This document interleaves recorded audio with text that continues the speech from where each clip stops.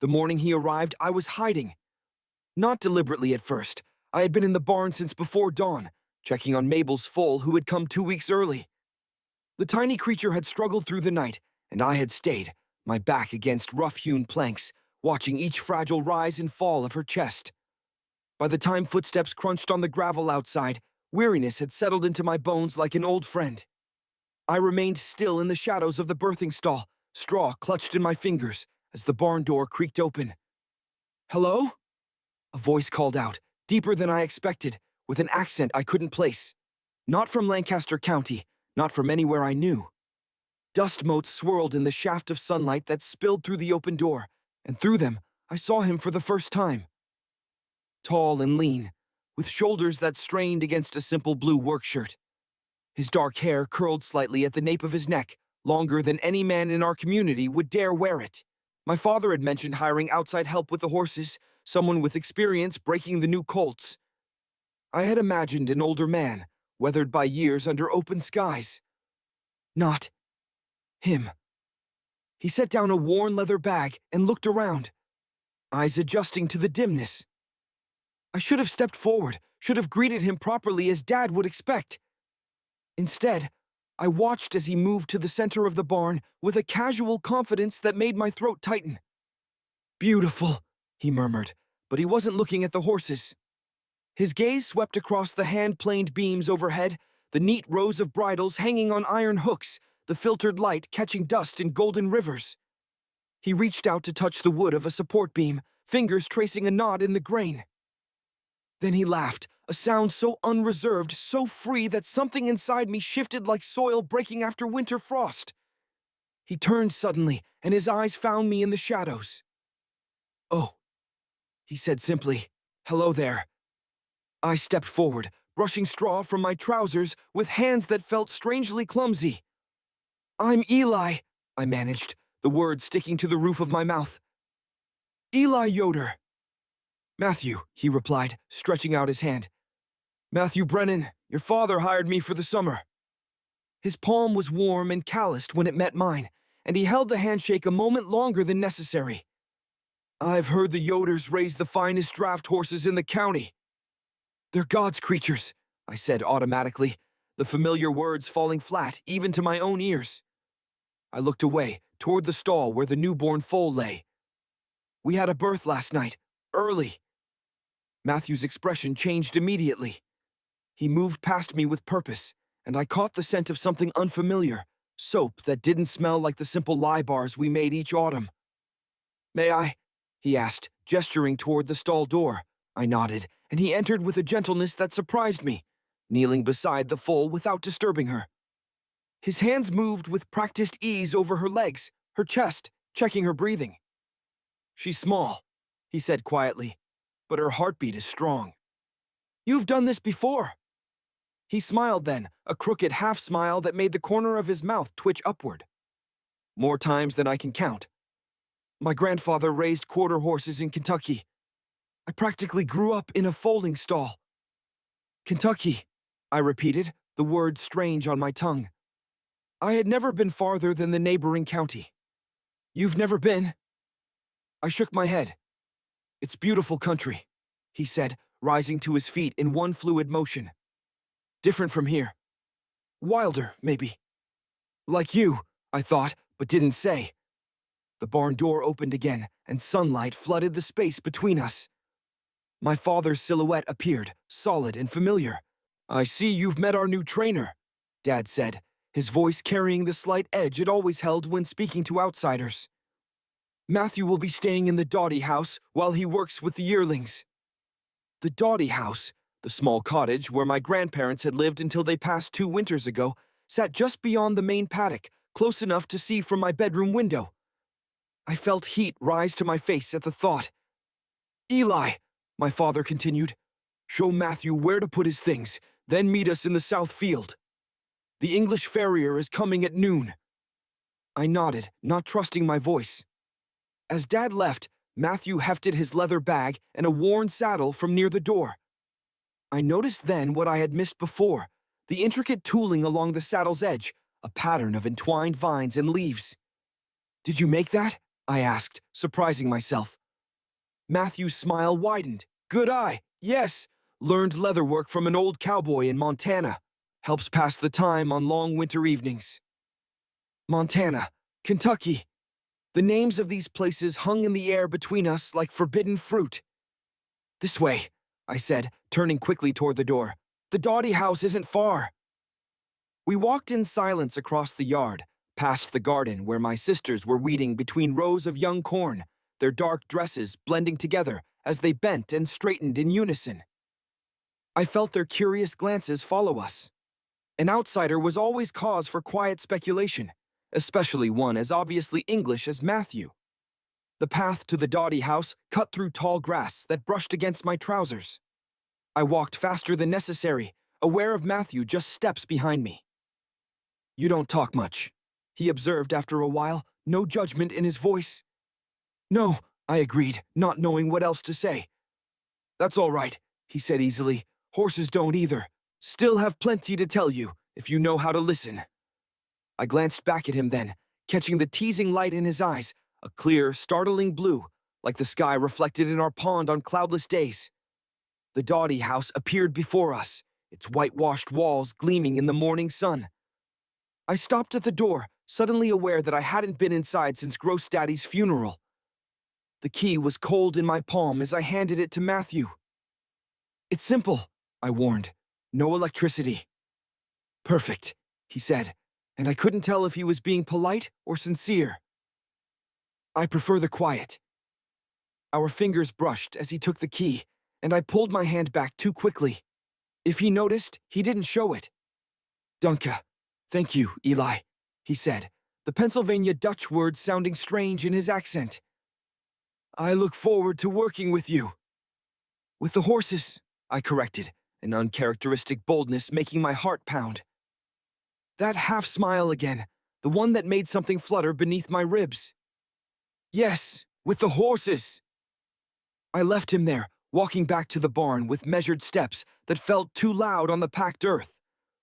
Only when I reached the safety of the tack room did I realize I'd been holding my breath. 3 days passed before I found myself alone with Matthew again. Dad had kept me busy with the spring planting while Matthew worked with the yearlings in the far pasture. I would catch glimpses of him sometimes, a distant figure moving easily among the young horses, his laughter carrying across the fields.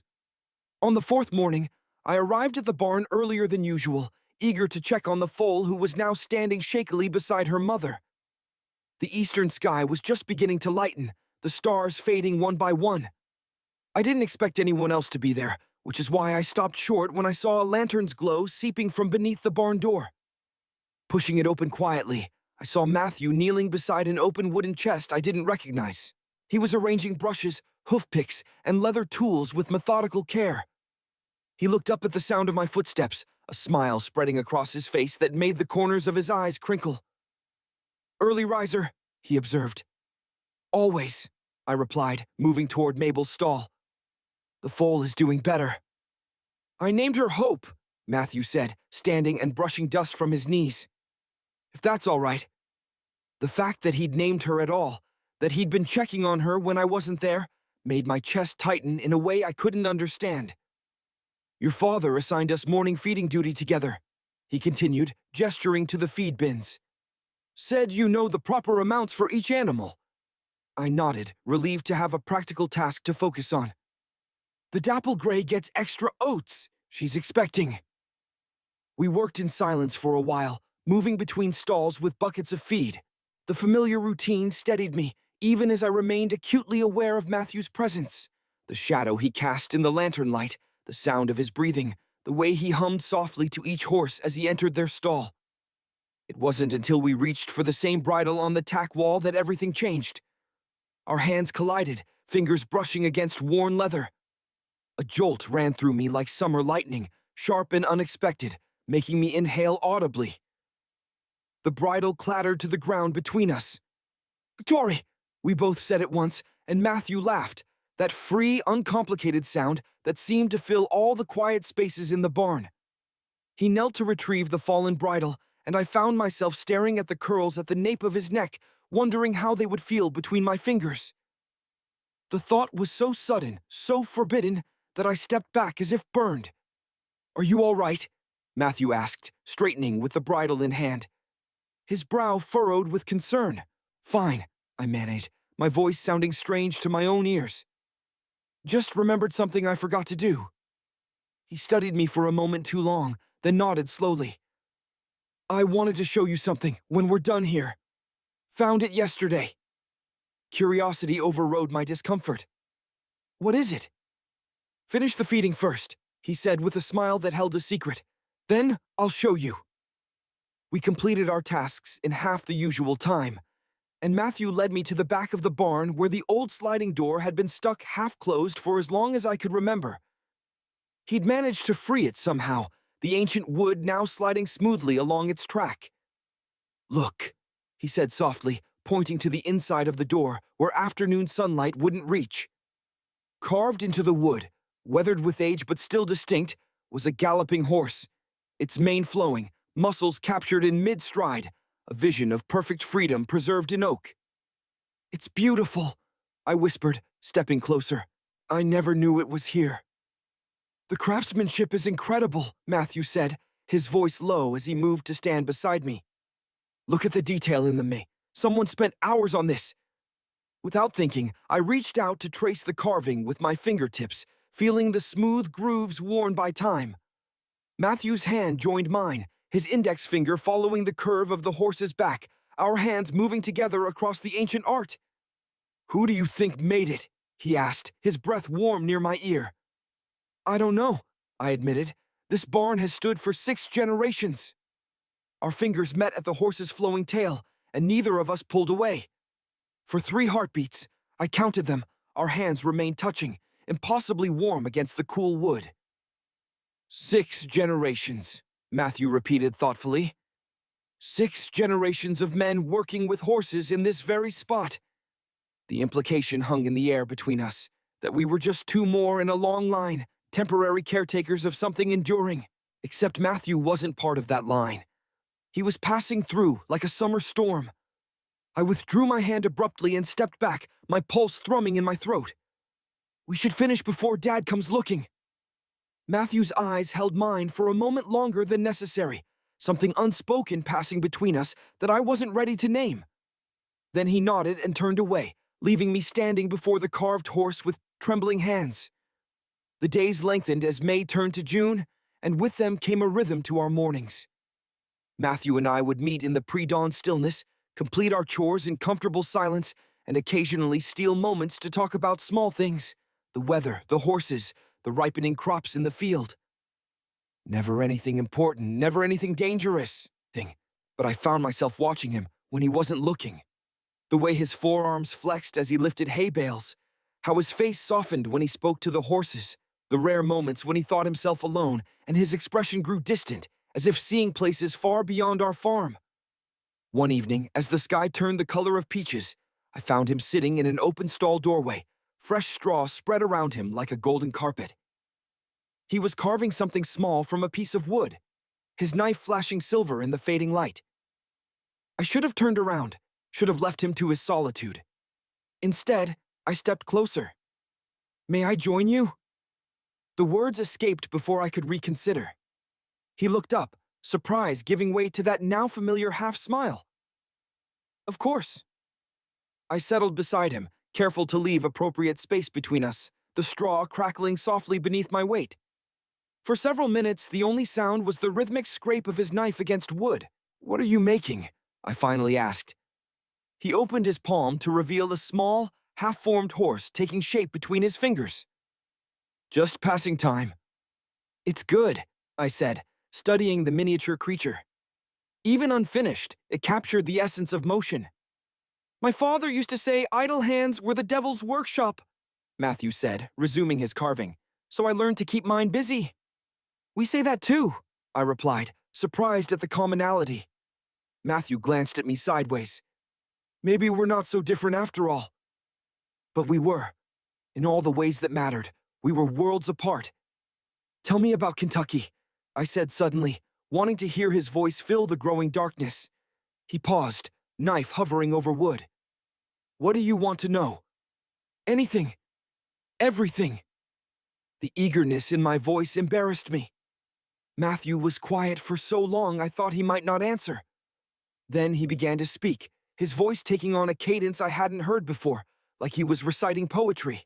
The grass really is blue in the right light, a trick of the limestone in the soil, they say. In spring, the hills roll like the ocean, one green wave after another. My grandfather's farm sat in a valley where fog gathered every morning, making the horses look like they were floating as they moved through it. I closed my eyes, trying to picture it. Why did you leave? The carving stopped. When I opened my eyes, Matthew was staring at the small wooden horse in his hand. My grandfather died, he said finally. The farm was sold to pay his debts. There was nothing left to stay for. I'm sorry, I whispered. He shrugged, but I could see the tension in his shoulders. It taught me something important. Nothing lasts. Not homes, not promises. The only thing you can count on is yourself. The bitterness in his voice made my chest ache. That's a lonely way to live.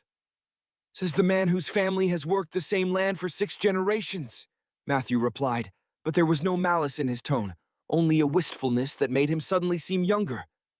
It's not always a blessing, I admitted, voicing a thought I'd never dared speak aloud. Knowing exactly what each day will bring until you die. Matthew turned to face me fully then, his eyes searching mine in the deepening twilight. What would you do, Eli Yoder, if you could do anything at all? The question stole my breath. No one had ever asked me that before. Not my father, not my brothers, not even myself in the privacy of my own thoughts. I don't know, I said honestly. I've never considered it. Consider it now, Matthew urged softly. I looked past him to where moonlight had begun to silver the edges of the barn door.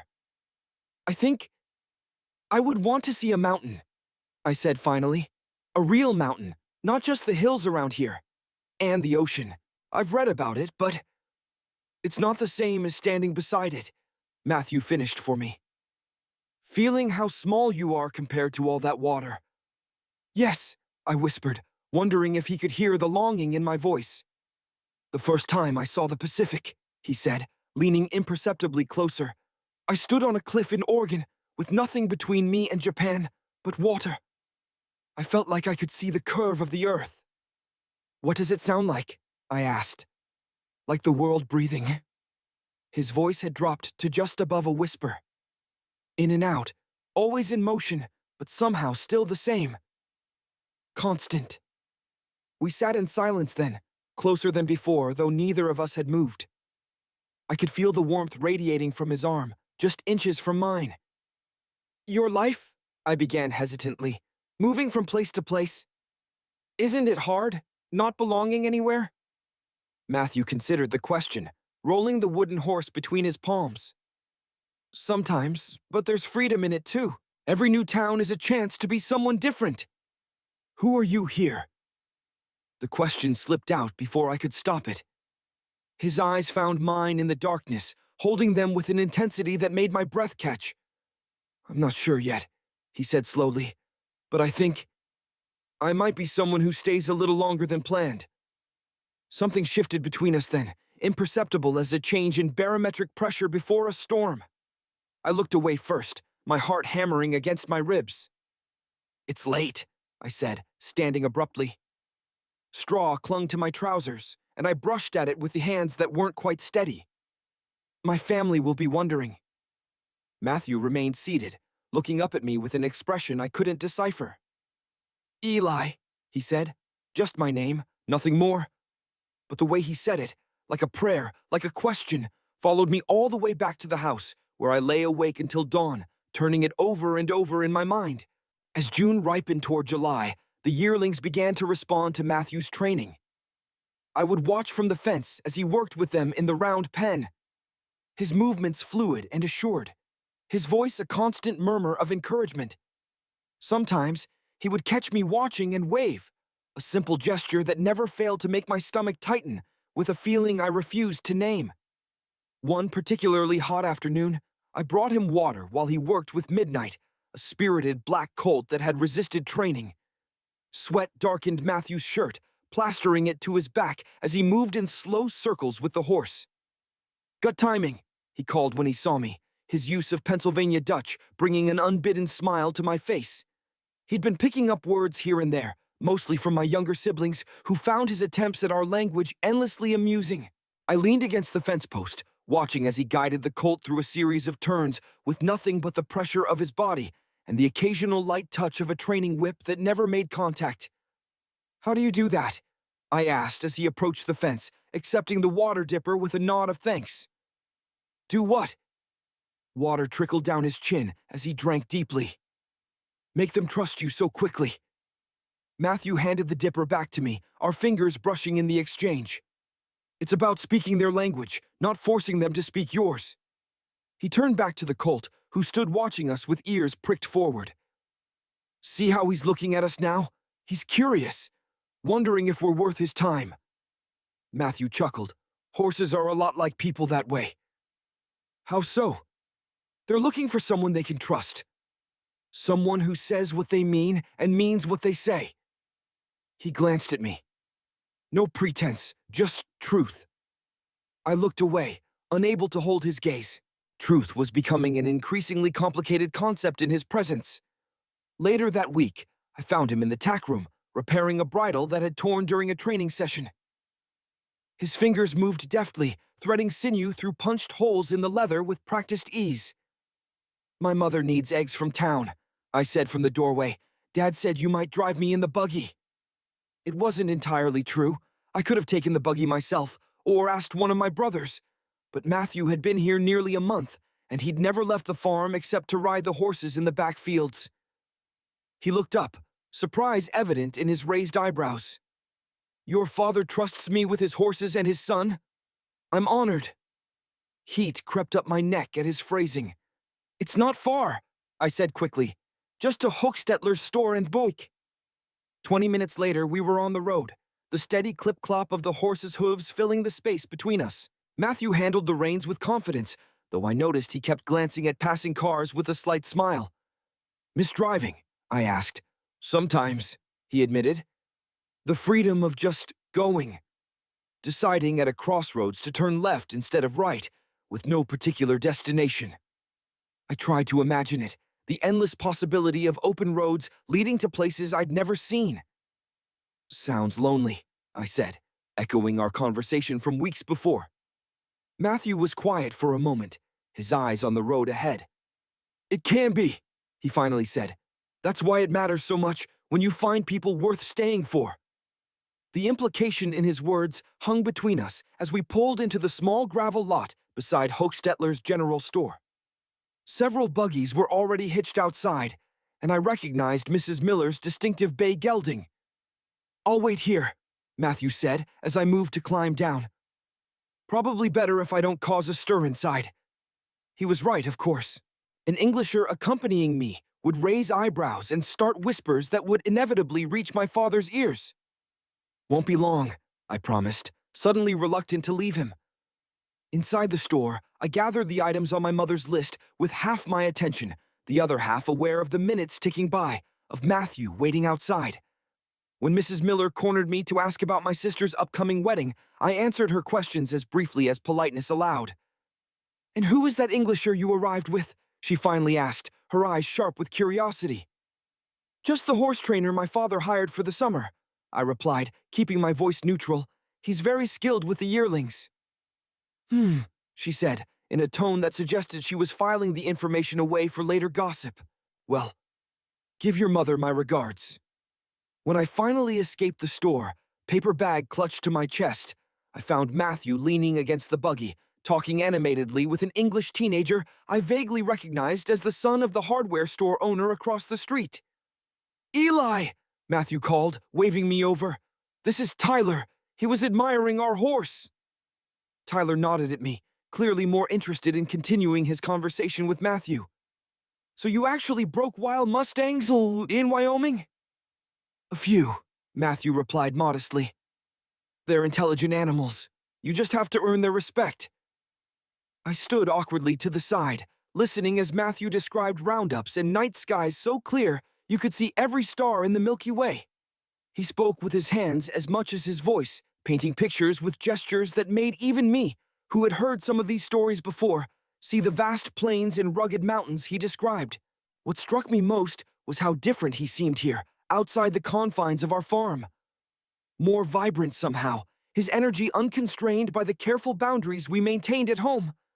"We should go," I said when there was a pause in the conversation. "Ma'am will be waiting for the eggs." Matthew nodded, bidding Tyler goodbye with a friendly clap on the shoulder. As we pulled away from the store, I couldn't help asking, "Do you miss it? That life?" He was quiet for so long, I thought he might not answer. "Parts of it," he finally said. "The freedom, the open spaces." He glanced at me. "But there are things worth staying in one place for, too." The look that accompanied his words made my heart stutter in my chest. We rode in silence for several minutes, the only sounds the steady rhythm of hooves and the occasional creak of the buggy's springs. As we approached the turnoff to our farm, Matthew suddenly pulled the horse to a stop. "Look," he said softly, nodding toward the west. The sun was setting behind the cornfields, painting the sky in strokes of gold and crimson that reflected off the undersides of scattered clouds. It was beautiful in a way I rarely took time to notice. "I've seen a lot of sunsets," Matthew said, his voice low and intimate in the gathering dusk. "From mountaintops and deserts and city rooftops. But there's something about this land. Your land, at this hour, it feels like—" He trailed off, searching for words. "Like home?" I suggested, the word catching in my throat. He turned to look at me then, his eyes reflecting the dying light. "Maybe," he said softly. "Or maybe it's not the land at all." The air between us thickened, charged with something I both feared and craved. I looked away first, focusing on my hands folded tightly in my lap. "We should keep going," I managed, my voice barely audible over the sudden pounding of my heart. Matthew made a sound, half sigh, half agreement, and flicked the reins gently. The horse moved forward obediently, carrying us back toward the farm, the sky darkening with each passing minute. By the time we reached the barn, stars had begun to appear overhead, familiar constellations that had guided my ancestors for generations. As Matthew unhitched the horse, I helped unload the supplies from the back of the buggy, careful to keep my distance. "Thank you," I said formally, clutching the paper bag of groceries. "For driving." "Any time," he replied, his eyes finding mine in the dimness of the barn. He stepped closer, reaching toward my face. I froze, unable to move or breathe, as his fingers gently brushed a strand of hair behind my ear. "You had a piece of straw," he explained, his hand lingering near my cheek. I could feel my pulse in my fingertips, in my throat, everywhere his gaze touched. "I should go in," I whispered. "They'll be waiting." Matthew nodded, dropping his hand slowly. "Good night, Eli." I backed away, nearly stumbling over the threshold before turning to walk quickly toward the house, the cool evening air doing nothing to soothe the burning in my cheeks. That night, I dreamed of mountains and oceans, of open roads that led everywhere and nowhere, and through it all, a pair of blue eyes watched me, patient and knowing, as if waiting for me to find my way back to them. The heat of July settled over the farm like a wool blanket, heavy and inescapable. The days blurred together in a haze of chores and harvesting, the evenings offering little relief as the sun lingered stubbornly on the horizon. I saw less of Matthew during this busy time. He continued working with the horses while my brothers and I helped Dad in the fields, cutting and binding wheat from dawn until dusk. By the time I returned to the house each night, my muscles aching and skin burnished by the sun, I had only enough energy to eat a quiet supper before falling into dreamless sleep. But I thought of him in the stolen moments between tasks. Wondered if he was thinking of me too. If he noticed my absence as keenly as I felt his. One evening, as the first stars appeared in the purple twilight, I spotted him leaning against the corral fence, watching as the horses grazed in the far pasture. Without conscious decision, my feet carried me toward him. He heard my approach. A slight stiffening of his shoulders told me so, but he didn't turn around. "Been a while," he said simply as I came to stand beside him. "Harvest," I explained, the single word carrying the weight of endless days in the sun. He nodded, still gazing out at the darkening field. "I've missed our talks." The admission, so plainly stated, made something twist in my chest. Me too. We stood in silence, shoulders not quite touching, as the moon rose pale and full over the eastern tree line. Its silvery light transformed the familiar landscape into something dreamlike and strange. "Do you ever feel," Matthew said suddenly, his voice barely above a whisper, "like you're living someone else's life? Like you woke up one morning wearing a coat that doesn't quite fit, but everyone expects you to keep wearing it anyway?" The question pierced something deep inside me, a truth I'd never allowed myself to acknowledge. I gripped the fence rail tighter, splinters pressing into my palms. "Yes," I admitted, the word emerging as barely more than a breath. Matthew turned to me then, moonlight catching in his eyes. "I came here for the horses," he said softly. "That's what I told myself. Another job, another few months, then move on before winter." He paused, his gaze dropping to my hands white-knuckled on the fence. "But now, I can't stop thinking about you." The world seemed to still around us. No breeze, no distant sounds, nothing but the thundering of my heart in my ears. "You shouldn't say that," I whispered, though everything in me cried out for him to continue. "Probably not," he agreed, a sad smile tugging at the corner of his mouth. "But it's true all the same." He moved closer then, close enough that I could feel the heat radiating from his body, smell the leather and horse and sun on his skin. "Tell me to leave," he murmured. "Tell me you don't feel it too, and I'll never speak of it again." I should have. God forgive me, I should have walked away, should have denied the thing growing between us that threatened everything I had been raised to believe. Instead, I stood frozen, caught between desire and fear, between the person I was raised to be and the person I found myself becoming in his presence. "I can't," I finally said, the words dragged from somewhere deep inside me. Matthew's exhale was shaky, relieved. He reached for my hand where it still gripped the fence, covering it with his own.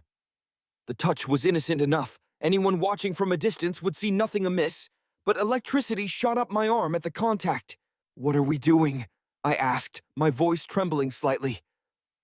"I don't know," he answered honestly, "but I can't pretend anymore. Not with you." Slowly, with deliberate care, he turned my hand over in his, pressing his thumb into my palm in a slow, circular motion that made my breath catch. Then, with eyes never leaving mine, he raised my hand and pressed his lips to the back of it, a touch so light I might have imagined it, if not for the burning imprint it left on my skin. In the distance, a door slammed, voices carrying across the yard as my brothers returned from the barn. Matthew lowered my hand, but didn't release it immediately. "Meet me tomorrow," he whispered urgently, "after evening prayers, by the old oak at the north pasture." He let go then, stepping back as the voices grew nearer. The lantern my brother carried cast long shadows across the ground between us. "Eli?" Samuel called. "Ma'am's looking for you." "Coming," I replied, my voice sounding strange to my own ears. As I turned to go, Matthew's eyes held mine for one last charged moment. In them, I saw a question and a promise. The lantern dimmed as Samuel neared the house, casting us momentarily in darkness. Tomorrow, Afiot, tomorrow I would either save my soul or lose it entirely. And God help me, I already knew which I would choose. Sleep eluded me that night. I lay in the narrow bed I'd slept in since childhood, listening to my brother's steady breathing from across the room, and stared at the ceiling as moonlight traced slow patterns across its surface. Every time I closed my eyes, I felt the ghost of Matthew's lips against my skin, the gentle pressure of his thumb against my palm, a coded message my body understood, even if my mind refused to translate it. By the time the first hint of gray touched the eastern sky, I had made no decision at all. Yet I found myself dressing silently in the pre-dawn darkness, my fingers fumbling with buttons as if they belonged to someone else. Outside, dew dampened my trouser legs as I walked toward the north pasture. Mist clung to the low places in the fields, turning familiar landmarks into spectral shapes that emerged and receded with each step.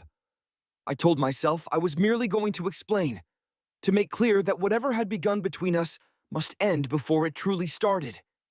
The old oak stood like a sentinel at the edge of the pasture, its massive trunk scarred by lightning strikes from long-forgotten storms.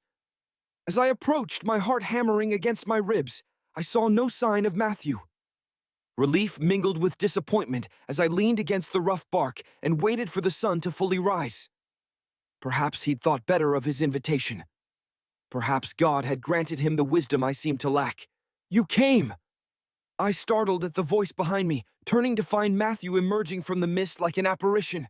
He wore simple work clothes, his hair still damp from washing, and he carried a small leather-bound book I'd never seen before. "I shouldn't have," I admitted, the words catching in my throat. Matthew stopped several paces away, maintaining a careful distance that both relieved and frustrated me. "But you did." I had no answer for that, so I looked away, toward the water trough where several horses had gathered to drink. The rising sun caught the ripples they made, turning the surface to molten gold. "Beautiful, isn't it?" Matthew said softly, following my gaze. "The way light travels across water." He opened the leather book in his hands, revealing blank pages that he quickly filled with swift, sure strokes of a pencil. I watched, transfixed, as the scene before us took shape beneath his fingers. The water trough, the mist, the way morning light spilled over the weathered fence post beside it. "I didn't know you could draw," I said, moving closer to see his work. "Just something I picked up along the way." He shrugged, but I could see the care in each line, the attention to details I would have overlooked. "Some memories you want to keep." The implication that this moment, our moment, was worth preserving made something flutter beneath my ribs. "Matthew," I began, uncertain what would follow his name. He looked up from his drawing, his eyes more serious than I'd ever seen them. "I know what you're going to say, Eli. That this, whatever this is between us, can't happen. That your faith, your family, your whole way of life forbids it." "Doesn't yours?" I countered, an unexpected spark of anger flaring. It seemed unfair that he could present this as my burden alone. "My way of life?" A wry smile twisted his lips. "I told you. I don't have roots like you do. Just the open road and whatever work I can find along it. Then why risk everything for this?" I gestured vaguely between us, unable to name what was growing there. Matthew closed his notebook carefully, tucking the pencil into its binding. "Maybe because I'm tired of passing through places without ever belonging to them. Or to anyone." He took a step closer, close enough that I could smell the clean scent of soap on his skin. "I've spent my life drifting from place to place," he continued, voice barely above a whisper. "But you've shown me that stillness can feel like freedom, too." The word struck me with unexpected force. I had always seen my life as constrained by tradition, by expectation, by the unchanging rhythms of the seasons and the soil. I had never considered that there might be a kind of liberty in that stability, a freedom Matthew had never known. "What are you saying?" I asked, afraid of the answer. "I'm saying I didn't plan this. Any of it." He ran a hand through his hair, a gesture of frustration I'd come to recognize. "I came here for the horses, for a summer job before moving on. But then there was you, with your quiet ways and eyes that see everything." He exhaled shakily. "And now I find myself wondering what it would be like to stay."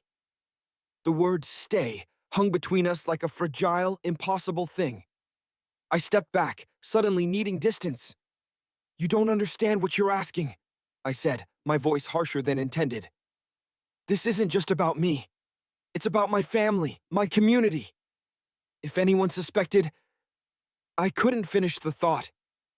Exclusion, shunning, the loss of everything and everyone I'd ever known. "I'm not asking anything," Matthew replied gently. "Just telling you what I feel. What I think you feel too, though you're afraid to name it." He was right, and that terrified me more than anything. Can I really leave behind everything I've ever known? The question escaped before I could stop it. Can I be the kind of man you wouldn't have to hide? Matthew's expression softened. "I would never ask you to choose between me and your world, Eli. That's not a fair choice for anyone." "Then what do we do?" I whispered, an edge of desperation in my voice. Matthew tucked his notebook into his pocket and stepped forward, closing the distance between us. Slowly, giving me every chance to pull away, he reached for my hand. When I didn't resist, he laced his fingers through mine, a simple connection that felt more intimate than any touch I'd ever known. "We don't have to decide everything now," he said, his thumb tracing circles on my skin, just as it had the night before. "For this moment, maybe it's enough just to be here, together." A distant call from the direction of the farmhouse broke the spell between us. I withdrew my hand quickly, though the phantom warmth of his touch lingered. "I have to go," I said, already backing away.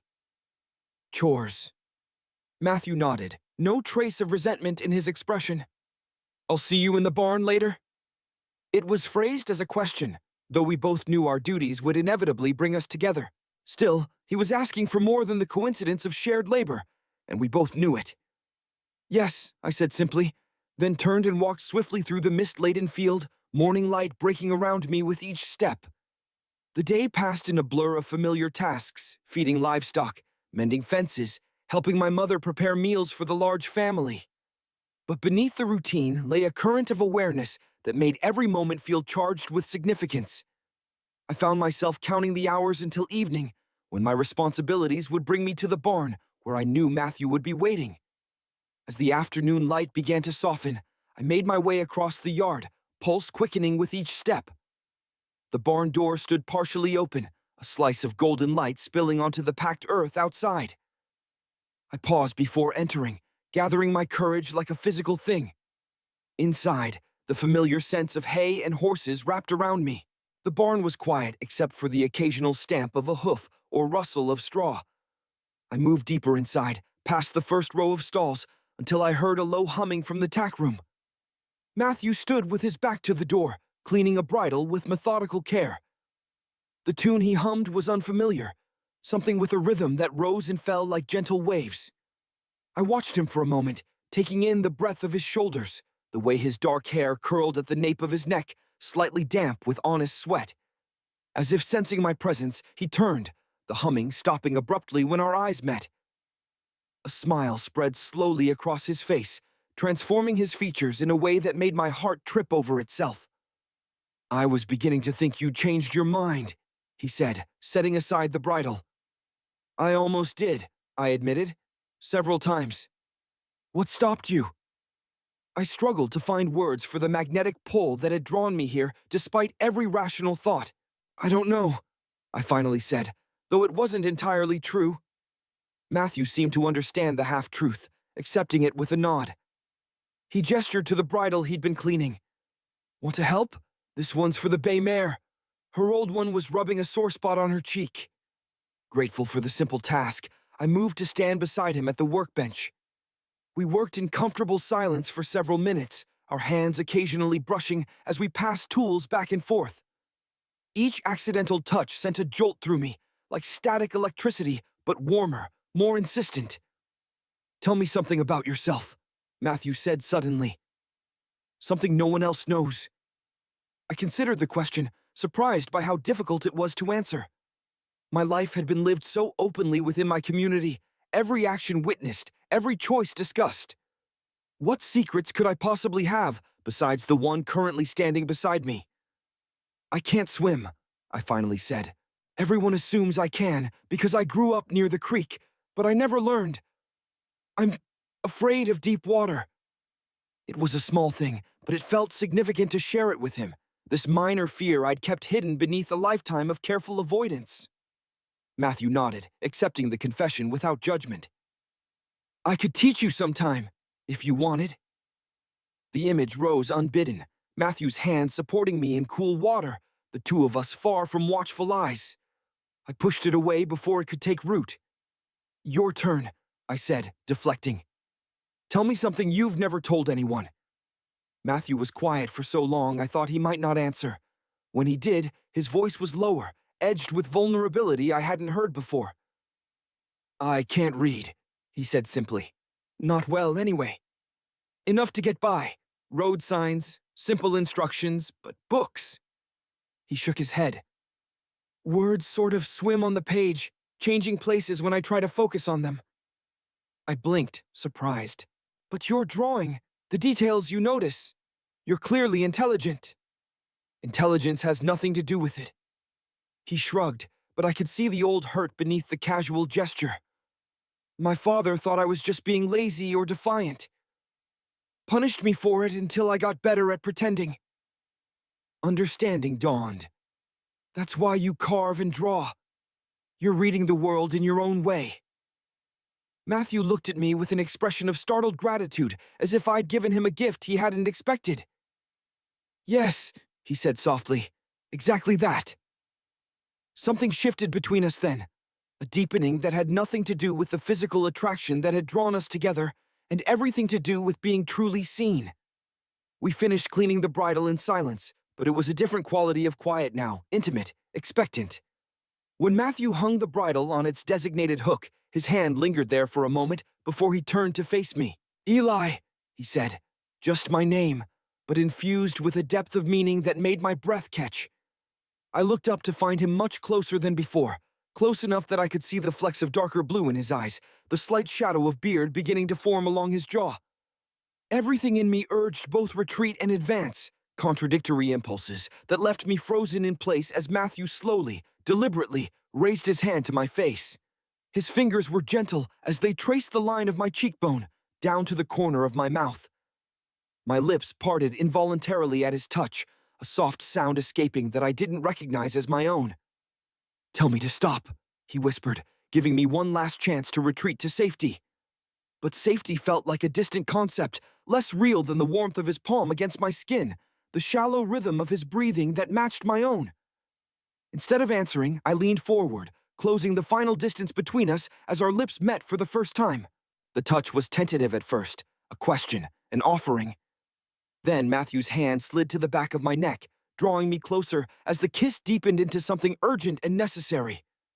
I gripped the front of his shirt, anchoring myself as the world seemed to tilt beneath my feet.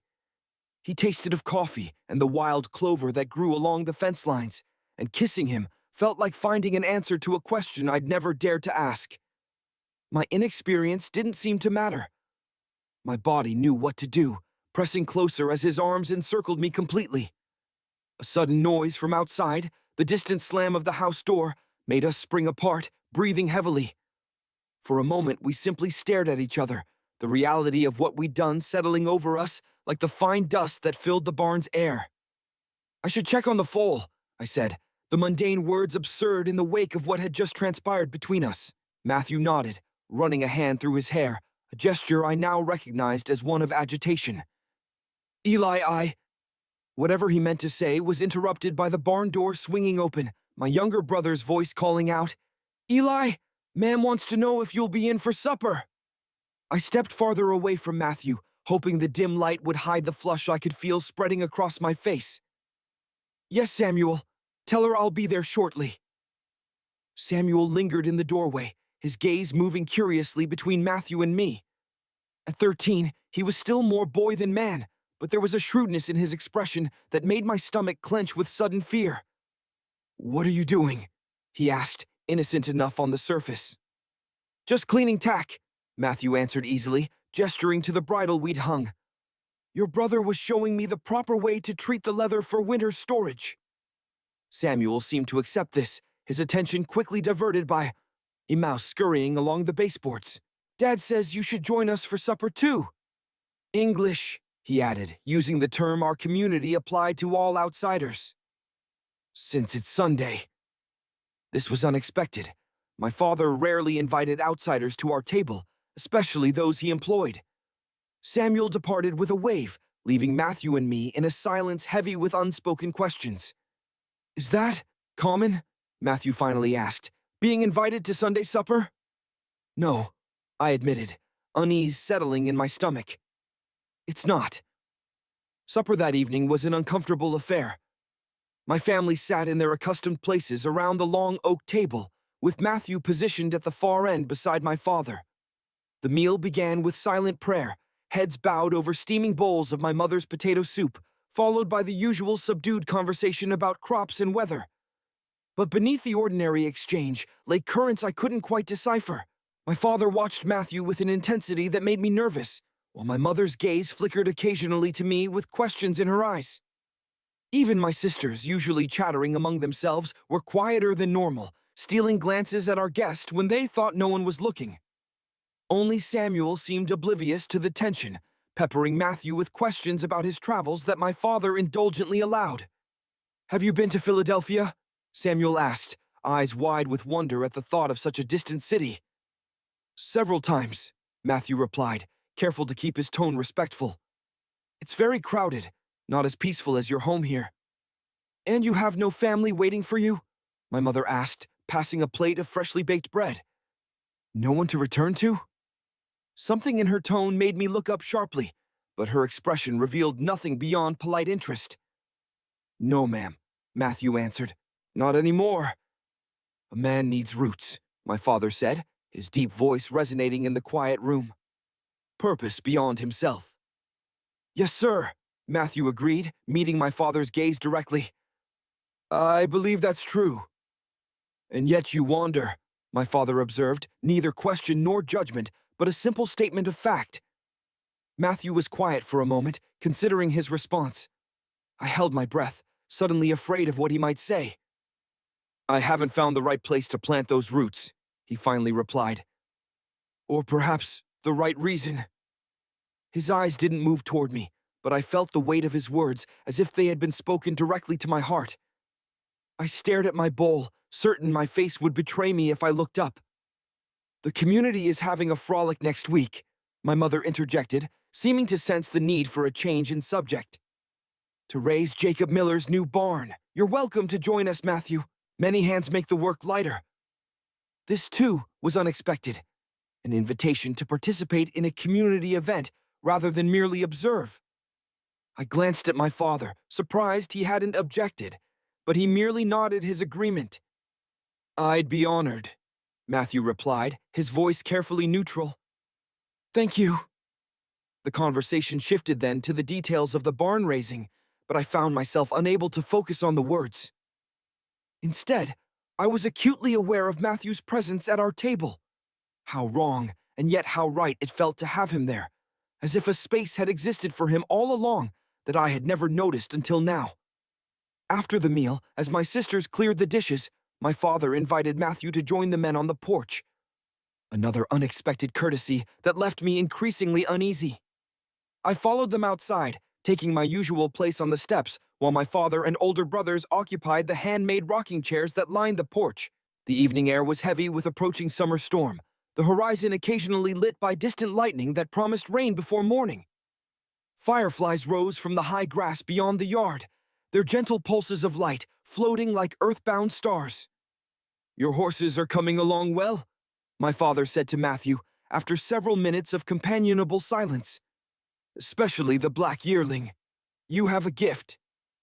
"Thank you, sir," Matthew replied. "They're intelligent animals. It's just a matter of patience and consistency." "Important qualities in all aspects of life," my father agreed, his pipe sending fragrant smoke curling into the gathering darkness. "A man who lacks patience rarely finds what he truly seeks." I felt, rather than saw, Matthew's glance in my direction. "That's wisdom I've come to appreciate more recently," he said carefully. My father nodded, seemingly satisfied with the response. "You've proven yourself a hard worker, Matthew, more dedicated than I expected." "The work is satisfying," Matthew replied. "There's something rewarding about seeing progress day by day, rather than always moving on to something new." Again, I sensed the double meaning in his words, though my father appeared to take them at face value. "You'd be welcome to stay beyond the summer," my father said suddenly, causing me to look up in surprise. "We could use someone with your skills year-round. There's always work with the horses, and the Dottie house would provide shelter through the winter." The offer hung in the air like the gathering storm clouds, heavy with potential. I held my breath, afraid to hear Matthew's answer, yet desperate for it all the same. "That's very generous," Matthew said after a long pause. "I'd like to consider it, if I may." "Of course," my father replied, seemingly pleased with the response. "Take the time you need. The offer stands." The conversation turned to more practical matters after that, plans for the following day's work, concerns about the approaching storm. But I barely heard the words. My mind raced with the possibilities my father's offer had suddenly opened before us. Matthew staying, not just for the summer, but indefinitely. The thought made my heart hammer against my ribs in both exhilaration and terror. Later, as the family prepared for bed, I slipped outside once more, drawn by a restlessness I couldn't contain. The air had cooled with the approaching storm, and lightning now flashed more frequently in the western sky. I walked toward the barn without conscious decision, my feet finding the familiar path despite the growing darkness. I wasn't surprised to find Matthew there, sitting on a bale of hay, just inside the open door, watching the storm's approach. He looked up as I entered, his expression cautious, yet hopeful. "Your father's offer," I said without preamble. "Will you accept it?" Matthew patted the space beside him, an invitation I hesitated only briefly before accepting. We sat close enough that our shoulders nearly touched, the hay crackling softly beneath our weight. "Would you want me to?" he asked, his voice low. "It's not that simple," I replied, though part of me wanted to say yes, to ask him to stay forever. "I know," he sighed, running a hand through his hairs in that now familiar gesture. "Eli, whatever happens between us, I won't accept your father's offer under false pretenses. He deserves better than that. You all do." The honesty in his voice both moved and frightened me. "Then what? You'll tell him why you really want to stay? He'd send you away immediately." "Or I leave as planned," Matthew said quietly, "at summer's end." The thought made my chest constrict painfully. "Is that what you want?" "You know it isn't." He turned to face me fully, moonlight illuminating the earnestness in his expression. "When I'm with you, it doesn't feel like I am trespassing anymore. It feels like home." The simple declaration undid me. I reached for him without thinking, my hand finding his in the darkness. Our fingers intertwined with an ease that belied the complexity of what we were choosing. "They're watching us," I whispered. "At supper tonight. I could feel it. They suspect something." "Your brother?" I shook my head. "No, my parents. The way they were looking between us. The invitation to stay for the meal, to join the frolic. They're testing you. Testing us." Matthew was quiet for a moment, considering this. "Would it be so terrible if they knew? Not everything, but something of what we feel?" "Ish, oh," I said immediately, fear rising in my throat. "You don't understand. In our community, this kind of connection, it's not just disapproved of. It's grounds for shunning, complete separation from everything and everyone I've ever known." The pressure of his hand on mine tightened slightly. "I would never ask you to face that, Eli. Never." Lightning flashed closer now, briefly illuminating the concern in his eyes. Thunder followed almost immediately, rolling across the fields toward us like a physical presence. "We should get inside," I said, reluctantly releasing his hand. "The storm's nearly here." But neither of us moved. Instead, Matthew turned to face me, his hand rising to cup my cheek in a gesture so tender it made my breath catch. "Whatever happens," he said softly, "know that these weeks with you have meant more to me than all my years of wandering." Then he leaned forward, pressing his lips to mine in a kiss that felt like both promise and farewell. Unlike our earlier embrace, this was gentle, unhurried, as if he were memorizing the feeling, storing it away for some future loneliness. When we finally parted, rain had begun to fall, pattering against the barn roof in a quickening rhythm. Matthew stood, pulling me to my feet beside him. "Go," he said, his voice rough with emotion. "Before you're missed." I nodded, stepping reluctantly toward the door. "Tomorrow?" "Tomorrow," he confirmed, a promise in the single word. I ran through the rain toward the house, the taste of him still on my lips, wondering how I would face my family with this new truth burning inside me. The week that followed held a strange tension, like the calm before a storm we could all sense approaching. My duties kept me busy from dawn until dusk, preparing for the barn raising while still attending to our own farm's needs. I saw Matthew only in passing, a glimpse across the yard, a brief exchange of words as we moved between tasks, each moment charged with unspoken meaning. News of my father's offer to Matthew had spread through the family, eliciting mixed reactions. My older brother seemed pleased at the prospect of permanent help with the horses, while my mother remained quietly watchful, her eyes following me with questions she didn't voice. Only Samuel expressed unreserved enthusiasm, pestering Matthew with plans for winter training of the yearlings, as if his staying were already decided. The morning of the barn raising dawned clear and bright, the kind of perfect summer day that seemed designed for community gathering.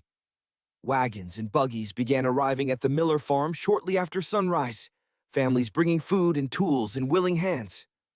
Women gathered in the large temporary kitchen set up near the house, while men organized themselves around the foundation where Jacob Miller's new barn would stand.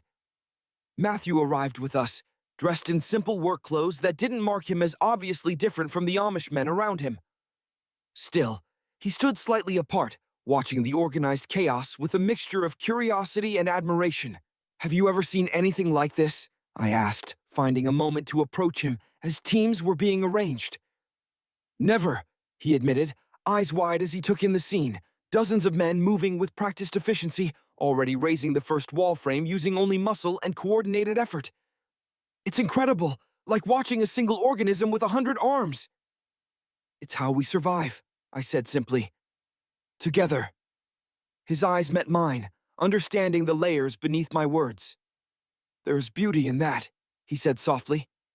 "A kind of freedom I never knew growing up." Before I could respond, my father called Matthew over to join a team lifting roof beams. We worked separately for most of the morning, though I was constantly aware of his presence across the rising structure, his laughter mingling with the other men's, his strength evident as he shouldered heavy timbers, his willingness to learn the unfamiliar techniques, earning nods of approval from the community elders. By midday, the frame stood complete, a wooden skeleton awaiting its skin. The women called us to the meal they'd prepared, long tables loaded with fried chicken, potato salad, fresh bread, and pies of every description. I found myself seated between my brother and Ezra Hostetter, who had been my friend since childhood. Matthew was farther down the table, engaged in conversation with Jacob Miller himself. "Your English is fitting in well," Ezra observed, following my gaze. "Never seen someone from outside take to our ways so quickly." I nodded, hoping my expression revealed nothing of the pride that I felt at Matthew's acceptance. "He's a good worker. Your father says he might stay on past summer," Ezra continued. "Unusual, that." "We need the help with the horses," I replied, the explanation sounding hollow even to my own ears. Ezra studied me for a moment longer than was comfortable. "Mary Yoder was asking about you earlier. Her father would welcome a match, I think." The abrupt change of subject took me by surprise. Mary was a quiet, pleasant girl from a neighboring farm, someone I'd known my entire life without ever giving much thought to. "I'm not looking for a match," I said carefully. 22 is a good age to start thinking about it," Ezra persisted, "building your own household." I glanced down the table to where Matthew sat, now helping one of the Miller children cut his chicken into manageable pieces. Something in my chest tightened painfully at the domestic scene. "Perhaps next year," I said, the words feeling like ash in my mouth. Ezra seemed satisfied with this, turning the conversation to the hayfields and whether the approaching rain would hold off until harvest. I nodded in the right places, but my attention remained divided, drawn repeatedly to the man who had, in just a few short weeks, unraveled the carefully woven fabric of my life. As the afternoon work began, siding the barn walls, fitting doors, raising the massive hay hook to the peak, clouds began to gather in the western sky. The men worked faster, racing the approaching weather with good-natured determination. Matthew and I found ourselves assigned to the same team, installing the large sliding doors, working in such close proximity that our hands occasionally brushed, each contact sending a jolt through me that had nothing to do with the static electricity building in the air. "Looks like rain," Matthew observed, his voice pitched low for my ears alone. "Might need to seek shelter soon." The double meaning in his words made heat rise to my face.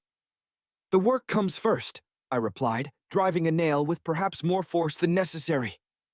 "Always?" he asked, a genuine question beneath the teasing tone. I glanced at him, finding no easy answer to the philosophical dilemma he posed. What came first? Duty or desire? Community or self? The questions I'd never thought to ask before meeting him now seemed to underlie every choice I faced. The first drops began to fall as we completed the doors, large sporadic splashes that left dark circles on the fresh wood.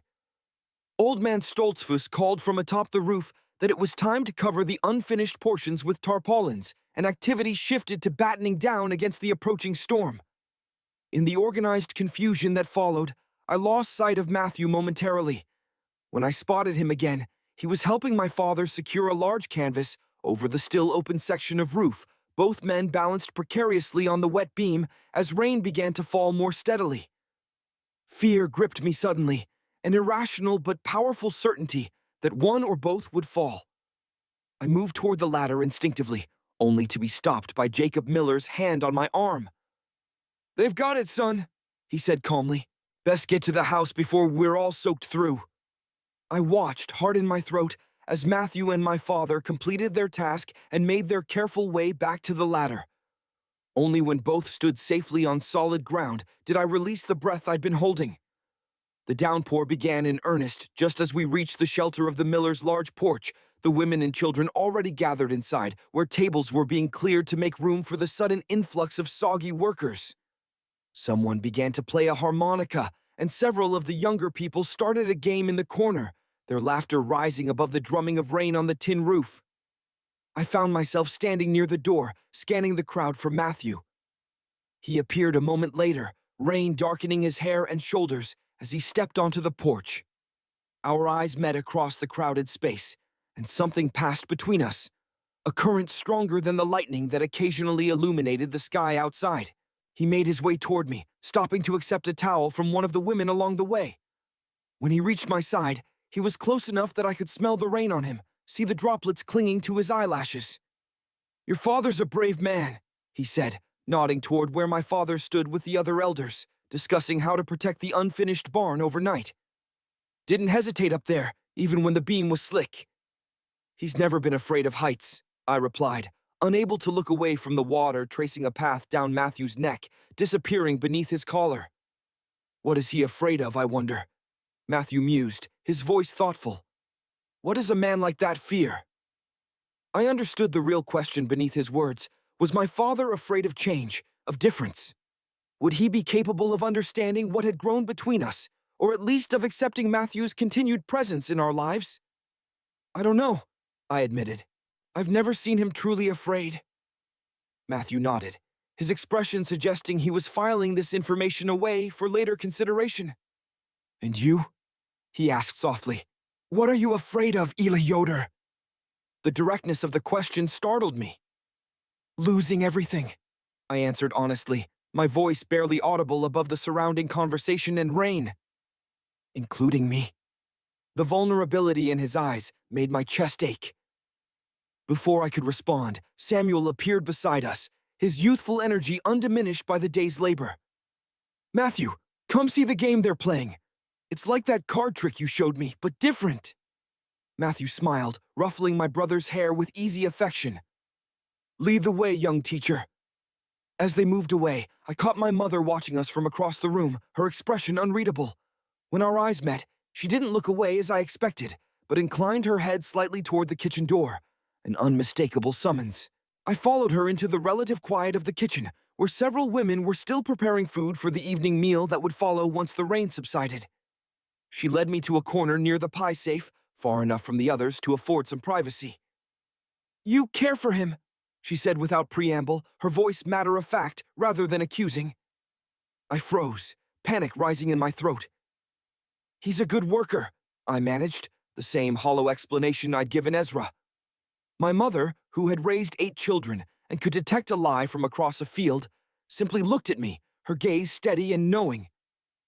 "Eli," she said gently, "a mother sees what others might miss." I couldn't speak, couldn't move, couldn't breathe. Everything I'd feared seemed to be materializing before me. "He cares for you too," she continued, her voice so low I had to strain to hear it above the bustle of the kitchen.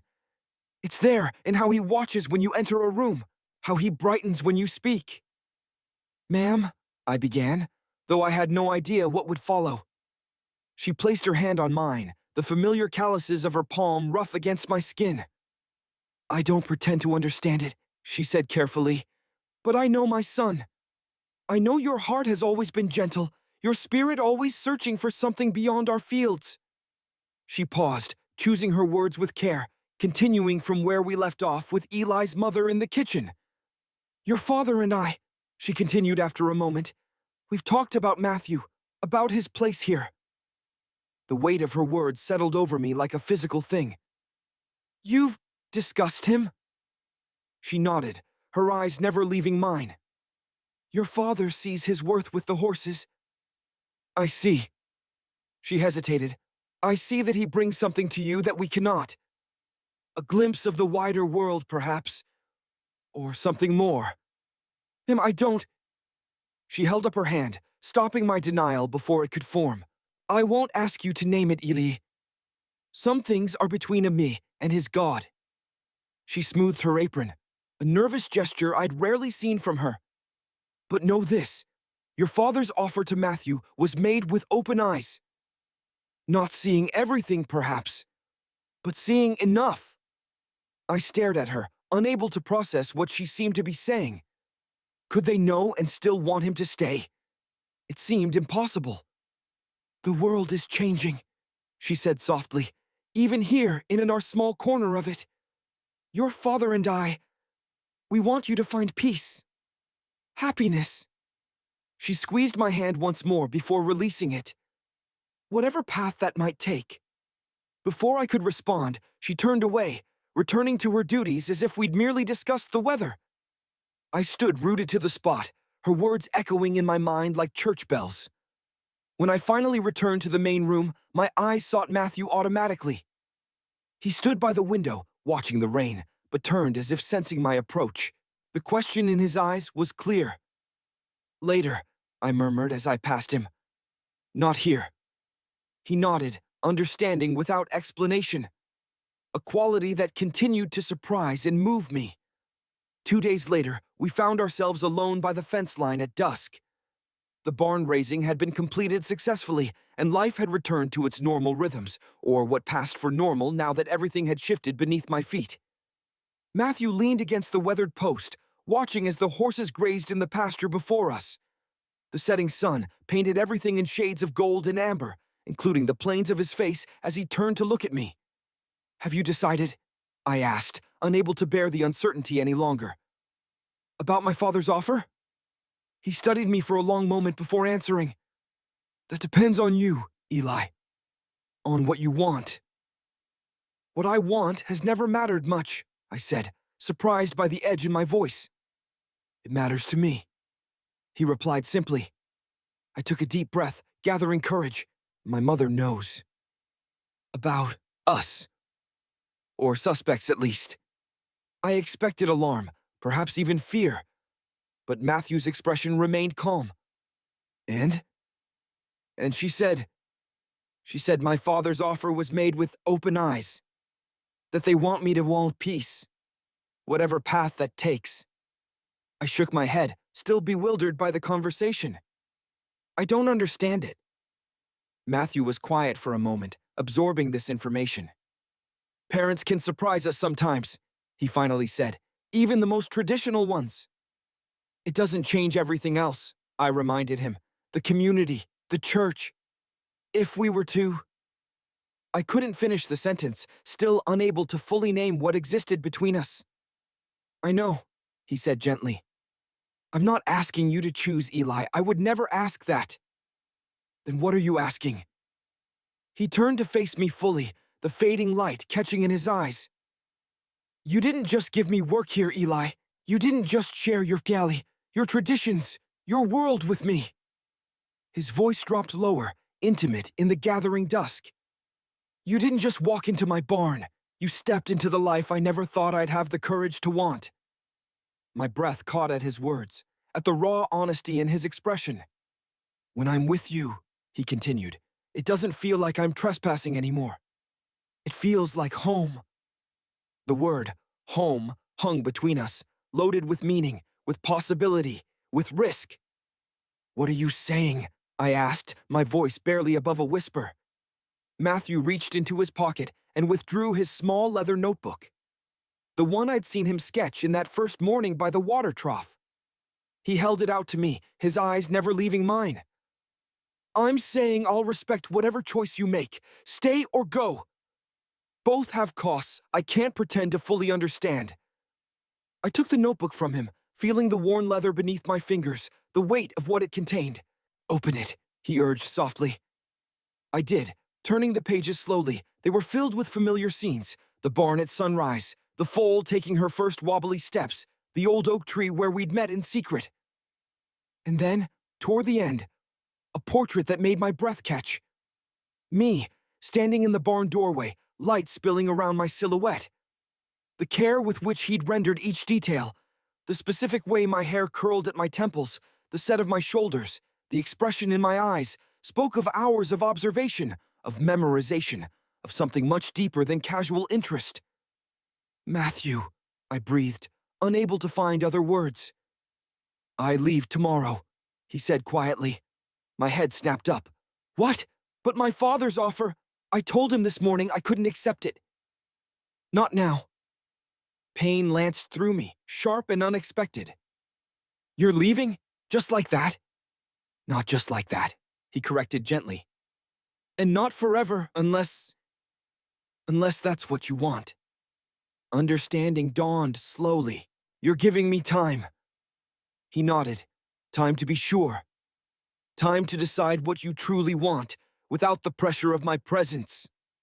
I looked down at the notebook in my hands, at the portrait he'd drawn with such care. "And this?" "A reminder," he said softly, "of what we found here. And an invitation." He reached out, turning to the final page of the notebook. There, written in careful block letters, the writing of someone for whom words didn't come easily, was an address. "Montana," I read aloud. "My grandfather's old foreman. He has a small ranch just outside Bozeman. Said there's always work for me there." Matthew's fingers brushed mine as he closed the notebook. "And room for one more, if that's ever what you want." The implication stole my breath. "You'd wait? Not knowing if I'd ever come?" "Some things are worth waiting for," he said simply. I clutched the notebook tighter, feeling the weight of the choice he was placing in my hands. "And if I never come?" Pain flickered across his face, but he answered honestly. "Then I'll have the memory of the summer when I came for the horses, but stayed for you." Moonlight had begun to silver the edges of the fence post behind him, casting his features in a gentle glow that made him look almost otherworldly. In that moment, I could see two lives stretching before me with perfect clarity. One here, among the familiar fields and faces of my youth, safe within the boundaries I'd always known. The other unknown, uncharted, terrifying in its freedom and possibility.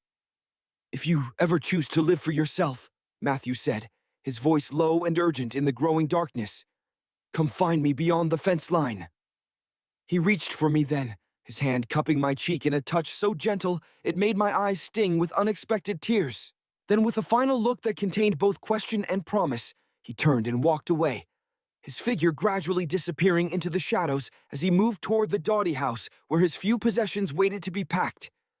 I stood motionless, the leather notebook pressed against my chest like a talisman, watching until I could no longer see him. Only then did I open it once more to the portrait he'd drawn, the version of me he saw, braver and freer than I'd ever imagined myself to be. The horses moved restlessly in the pasture behind me, their dark shapes ghostly in the moonlight, manes catching the silver glow as they tossed their heads. Beyond them, beyond the fence line that marked the boundary of everything I'd ever known, lay a world I'd only glimpsed through Matthew's stories. And somewhere in that world soon would be him. Waiting, hoping but not expecting, offering without demanding, loving without conditions. I traced the address with my fingertip, memorizing each letter, each number. Then I turned toward home, the weight of the notebook in my hand, both burden and gift, the choice it represented both terrifying and exhilarating. Tomorrow, Matthew would leave. Tomorrow, I would begin to learn what courage truly meant. And someday, perhaps, I would find out what waited for me beyond the fence line. The end.